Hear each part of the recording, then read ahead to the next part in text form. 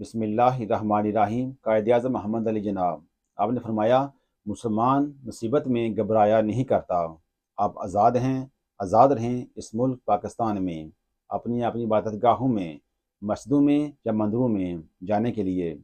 آپ کا مذہب کیا ہے، ذات کیا ہے، قوم کیا ہے، حکومت کا اس کے معاملہ سے کوئی تعلق نہیں۔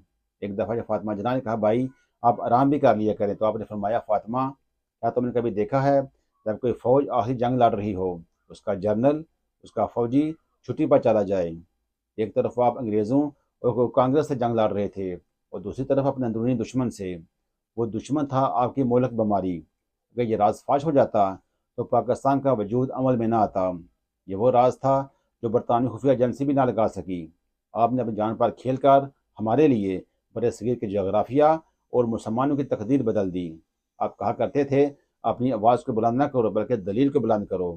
ایک شخص بن کر نہ جیو، شخصیت بن کر جیو۔ شخص تو مر جاتا ہے لیکن شخصیت ہمیشہ بھی زندہ رہتی ہے۔ یہ وزراء آپ کے خادم ہیں، یہ نوکر ہیں آپ کے، اصل مالک تو آپ ہیں۔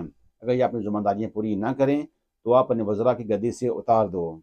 جب آپ کی وفات ہوئی تو فاطمہ جناح نے کہا آج پاکستان یتیم ہو گیا۔ آج 78 سال بعد پاکستان یتیم ہے۔ اللہ تعالیٰ سے دعا ہے اللہ تعالیٰ ہمیں قائد اعظم جیسا عظیم، بہادر، نڈار اور مخلص لیڈر عطا فرمائے۔